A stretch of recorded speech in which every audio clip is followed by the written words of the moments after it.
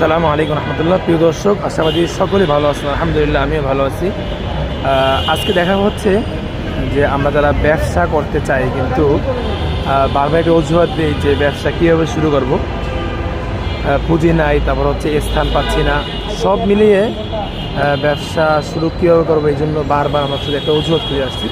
তো আজকে আমি দেখাবো আপনাদেরকে যারা ব্যবসা করতে চায় তারা অজুহাতে তারা পাত্তা না দিয়ে তারা নিজেরাই ব্যবসা দেখতে পাচ্ছেন। দেখেন, আমি জুম করে দেখাচ্ছি, এক ভাই উনি হয়তো বা আপনার পান বিক্রি করতেছে। দেখেন, পান, সিগারেট, ফুটপাতে বসে বিক্রি করতেছে। এখানে হচ্ছে সর্বোচ্চ 5 থেকে 6 হাজার টাকা পুঁজি লাগে।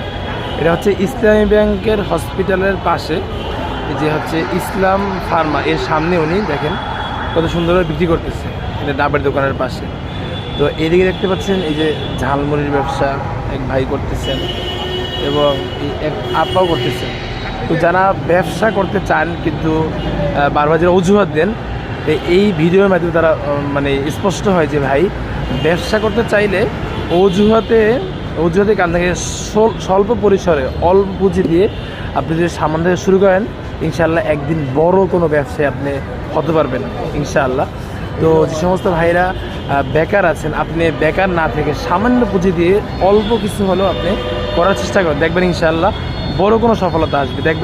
দেখেন আজকে বর্তমানে বিশ্বে যারা বড় বড় ব্যবসায়ী রয়েছেন, কোনো ব্যবসায়ী অনেক বড় থেকে শুরু করে নেয়, প্রত্যেকেই ছোটো থেকে শুরু করে আজকে আলহামদুলিল্লাহ অনেক বড় হয়েছে। সুতরাং এই ভিডিওর উদ্দেশ্য কাউকে ছোটো বানানো বা কাউকে করার উদ্দেশ্য, আগের উদ্দেশ্য না, আমার উদ্দেশ্য হচ্ছে যে সমস্ত ভাইরা ব্যবসা করতে চান, আপনি পুঁজিকরণের পারছেন না, 2-5 হাজার টাকা যে কোনো ব্যবস্থা করা সম্ভব। আপনি চাইলে স্বল্প পরিসরে এই যে ঝালমুড়ি অথবা হচ্ছে ফুটপাতে এই পানের দোকান অথবা ডাবের দোকান, তারপর হচ্ছে ছোটো চায়ের দোকান করা সম্ভব। এটা চা বিক্রি করা, প্রত্যেকটা কাজে আপনি স্বল্প শুরু করেন, ইনশাআল্লাহ আল্লাহ আপনাকে বরকত দেবে, ইনশাআল্লাহ একসাথে বড় কিছু করতে পারবেন।